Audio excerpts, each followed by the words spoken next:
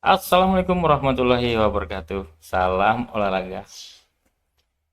7 negara menjadikan Indonesia sebagai patokan. Dan Jepang menurunkan tim terbaiknya. Kita saksikan bersama ya.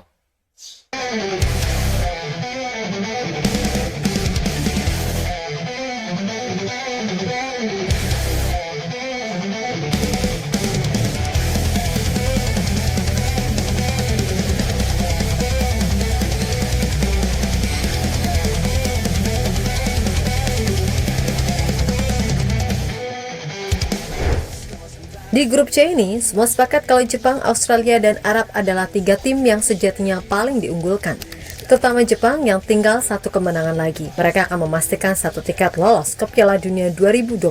Meskipun begitu, di balik konsistensi yang ditampilkan tim Samurai Biru, Indonesia kini muncul dengan harapan baru saat kekuatan tim Garuda terus bertambah. Yap, bagai pohon pisang, bertanda 3 yang langka. Timnas Indonesia kini mencuri perhatian hampir di seluruh penjuru dunia. Bahkan suka tak suka Indonesia sekarang mampu melesat meninggalkan para kompetitornya di Asia Tenggara. Tentu saja bagi Jepang, dengan segala hal yang terjadi dengan Indonesia, termasuk nantinya penambahan pemain yang kemungkinan terus bertambah, pastinya akan membuat tim Garuda makin menarik untuk dihadapi. Sehingga boleh jadi Hajime Moriyasu, meskipun nanti timnya udah dipastikan lolos, tetap akan menurunkan skuad terbaik ketika melawan Indonesia di matchday terakhir grup C.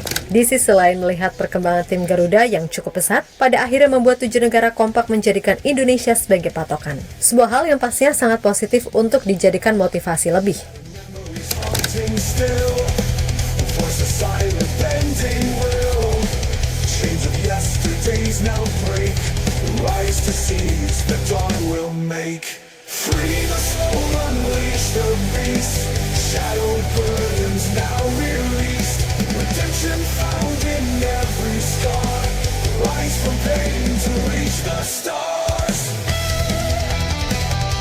Pastikan Patrick Kluivert sebagai pelatih kepala, lalu diiringi Alex Pastoor, Danny Lanzat, serta yang terbaru, Gerald Van den Berg sebagai asisten. Salah satu tujuan PSSI tentu saja ingin menambah kekuatan dengan pemain diaspora, sembari nantinya menentukan dirtek timnas yang kabarnya akan diinfokan Februari mendatang. Nah, kita semua tahu kalau Kevin Dix adalah pemain terakhir yang dinaturalisasi di era STI. Dan di era Kluivert, setidaknya udah ada 2 nama yang available main di bulan Maret, yakni Oli Rummenigge serta Jero Redewald. Sebelumnya masih ada 1 lagi, tapi 1 nama terakhir masih dirahasiakan. Pokoknya, selain mereka berdua, tentu saja manuver PSSI buat terus menambah kekuatan masih akan terus berlanjut. Dan kita juga tahu kok nama-nama siapa aja yang selama ini udah masuk list.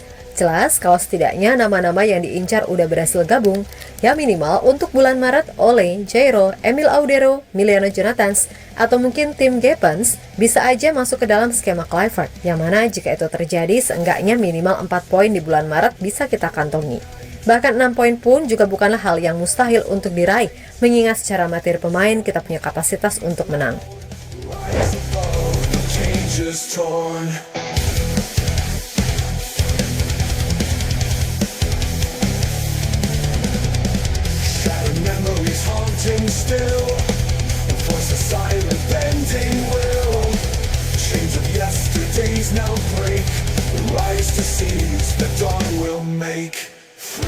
Yap, meskipun sampai sejauh ini masih banyak yang meragukan keputusan PSSI, terutama soal pergantian pelatih, tapi menurut pelatih Jepang Hajime Moriyasu, apapun keputusan yang udah dibuat federasi, pastinya telah dipertimbangkan dengan matang.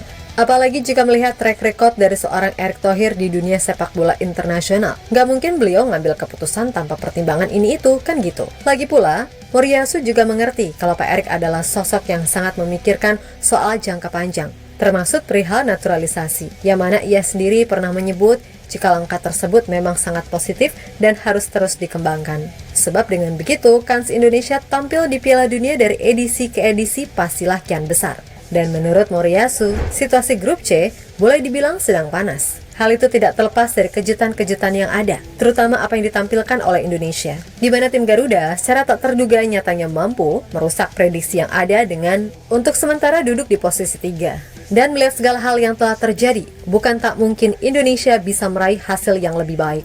Untuk itulah diketahui Moriyasu merasa sangat yakin jika Indonesia bisa mendapatkan hasil positif kala melawan Australia, Bahrain, dan China. Selain itu, Moriyasu juga sangat antusias menantikan komposisi terbaru timnas Indonesia dengan pelatih baru serta pastinya komposisi pemain yang lebih oke. Sehingga di bulan Juni nanti akan tercipta pertandingan yang seru karena Moriyasu kemungkinan juga akan menurunkan kekuatan utama ketika melawan Indonesia kendati mereka udah dipastikan lolos. Rise above, the cage is torn.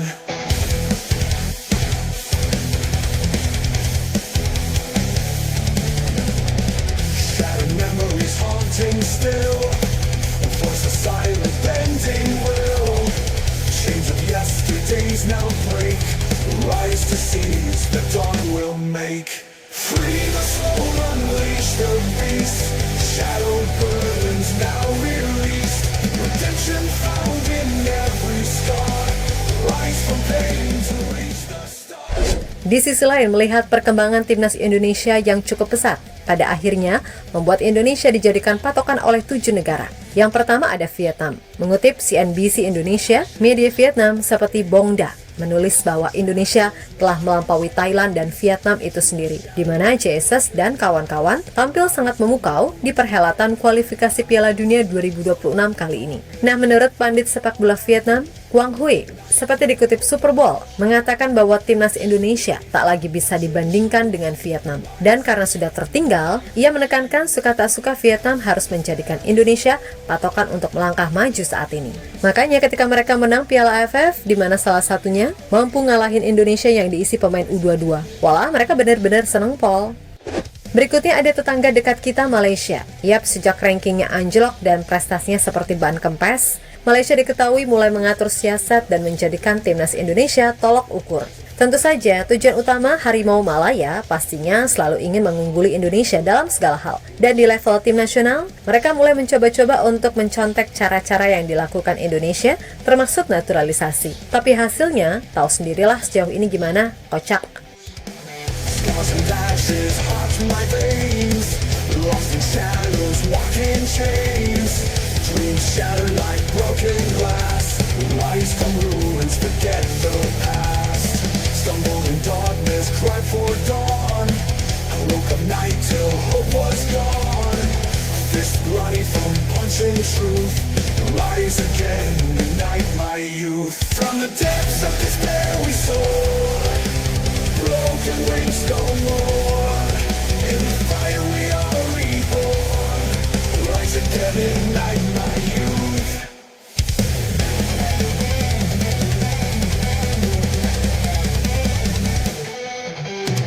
Screams of anger fuel the night, eyes of fire burn so bright. Through the storm a heart beats loud, rise above, the cage is torn.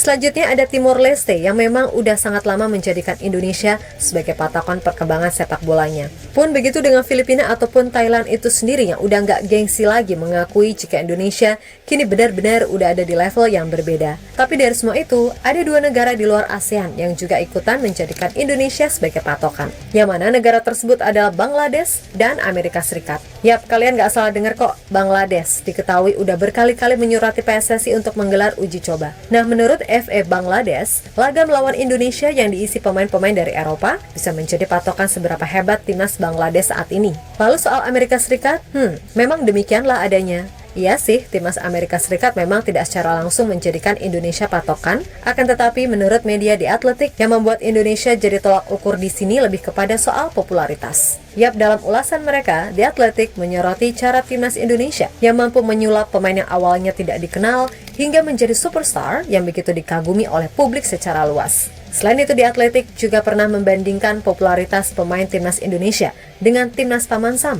Hasilnya pun jelas kalah telak. Ambil contoh, ketika starting 11 timnas Indonesia waktu melawan Australia di GBK, ketika itu memiliki total pengikut 26,9 juta di Instagram.